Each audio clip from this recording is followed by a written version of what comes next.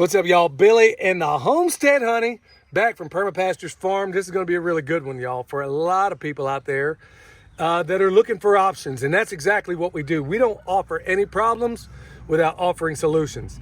All right, so while I was up there working on that box video, William had a wonderful idea, saw what his mom was over here doing, and thought, this is something we really ought to share with other people. So what are you doing?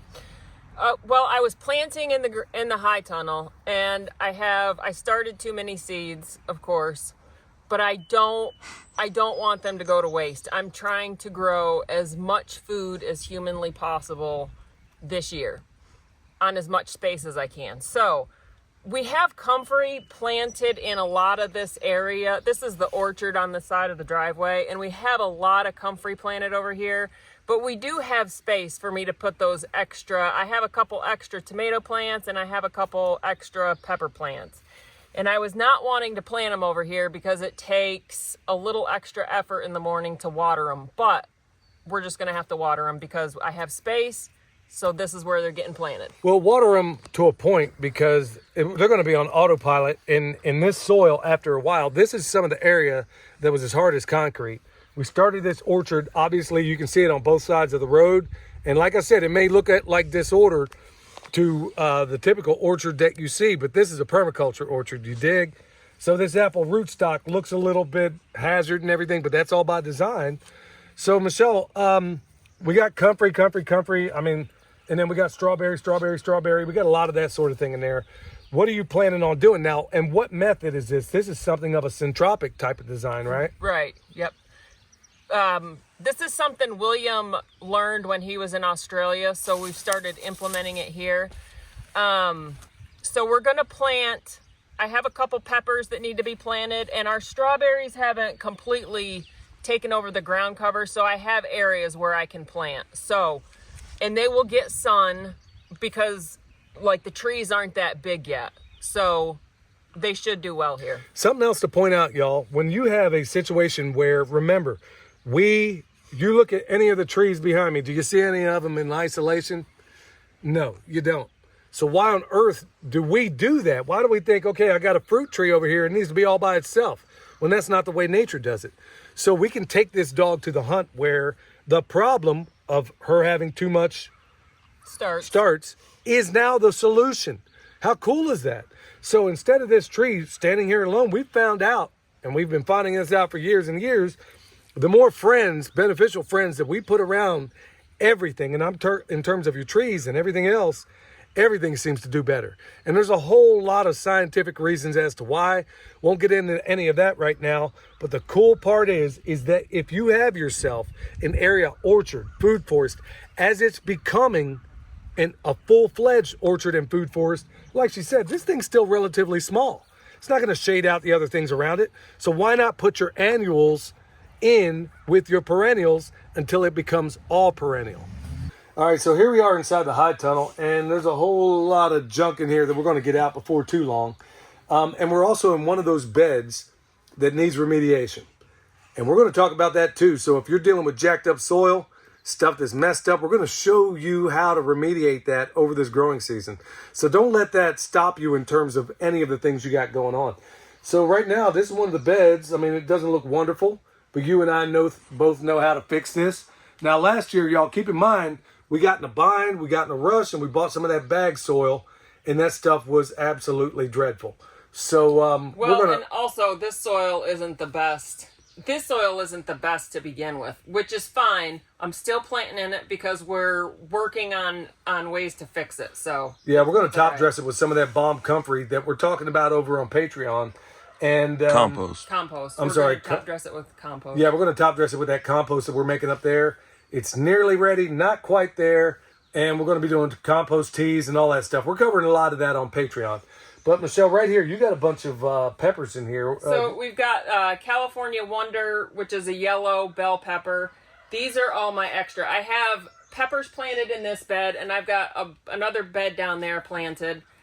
But I started a lot because William's wife, Emily, loves bell peppers, and we never seem to have enough. So I have to find a place for all of these peppers. So I can put one in this pot, and then my plan is to plant the rest of them in the orchard. That was, dude, I saw her the other day eating a pepper like it was a doggone apple. Yeah, she loves bell peppers. Yeah. We can't have enough peppers. Wow. There's a story in there somewhere. There's a kid story in there. I'm pretty sure I could write.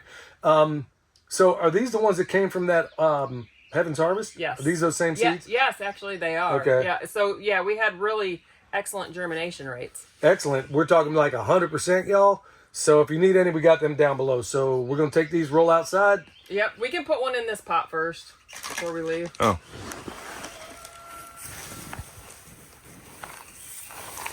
Do you pull any leaves off or cut it down or anything like that? No, I'm just getting them in the ground. And you bury them kind of deep to the first leaf? Yep.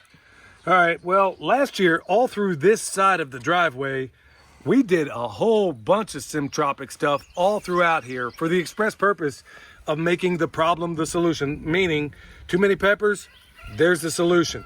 And it works beautifully. Now, I do want to point this out. These are annuals. Right here, these are strawberries we literally just put in this year. And this thing is blowing up. Now, here's the transition we're looking to make here. And it's not just with the strawberries. This takes work. I think we all can agree on that.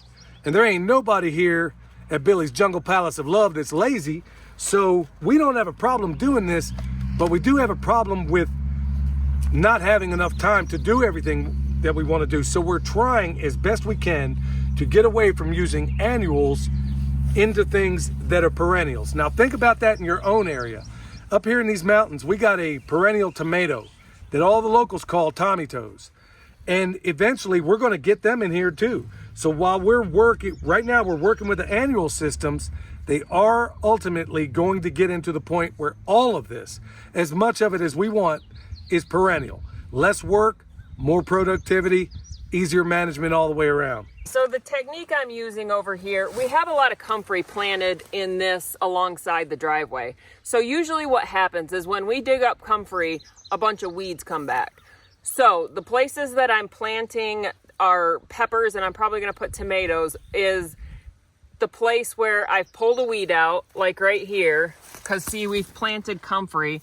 And then I'll leave more space between that, but I'm just gonna plant a plant wherever I've pulled a weed out. And this is part of what we're trying to get away from. Michelle, why don't you tell them real quick why the weeds come back whenever we go through and do this? Well, because the soil, if you see in nature, soil is always covered. So if you don't put something in, nature is going to put in what it wants. So that's not necessarily what we want. So we're just putting in something just to keep the soil covered. And also, you could put a ground cover in, like you could plant some sort of vining, Cherokee tan pumpkin seeds, just to get the soil covered. Yeah, you can do that. And also, part of the reason, the big part that's happening is every time you get down there and disturb the soil, tear something up, you're messing up the microbial life down there too. So we are trying as best we can to make that transition. We're always going to be in a position where we got to pull something out, but we want to start minimally doing that.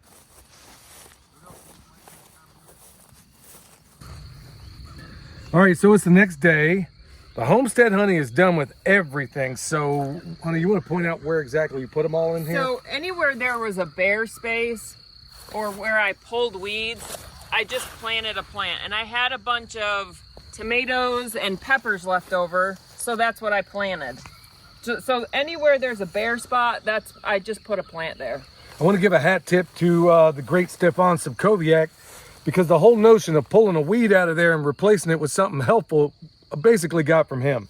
Just like everything you see around here, y'all, has been inspired by so many people, from Elaine Ingham, Mark Shepard, clearly Jeff Lawton, and a whole host of others, where we cut and paste the best of everything these folks have to offer and try to put it in a cohesive system. Also, now, one reason somebody's going to likely ask, why didn't you put sweet potatoes down there? Well, part of the reason is down in this area, this is something that we just recently put in not long ago, okay? So we could put sweet potatoes down here, but this is soil that at this point in time, we do not want to disturb. Because when we go to lift those up, all the microbial life that was in there is now going to start all over again. That is not what we want in a system that we want to be highly fungal, because it's going to have a lot of woody species in here, whether it's the trees, the berries. We have yet to put blueberries and stuff in this area here, but that's part of it too. Let's just kind of walk down for a moment, and you see, well, right now the dominant species in here clearly is comfrey, but that's not what we want entirely. It needs to be part of everything. Down in there we got garlic, strawberries, and then flanked on either side, just like we did in the food forest and the more mature orchard, will also be blueberries. All right, y'all, as you can see, things are off and running. It's not rocket science. We try to make this stuff as easy and palatable as possible. You can do it, especially in these times, y'all. Don't think for a moment that you can't. You're taking a reformed city kid and turning him into somebody who's really starting to understand his way around all this stuff and showing you just how easy it can be. Even for a country girl like her, we learn something every day. So this is a giant learning curve, but you can take it in pieces and learn it all. All right, if you need anything from us, bone sauce, world's best deer repellent, comfrey, anything we have, y'all, look down below, check out our website. Till next time, this is Billy and the Homestead Honey, aka Michelle, from Perma Pastures Farm, where permaculture is my passion. We'll see y'all next time.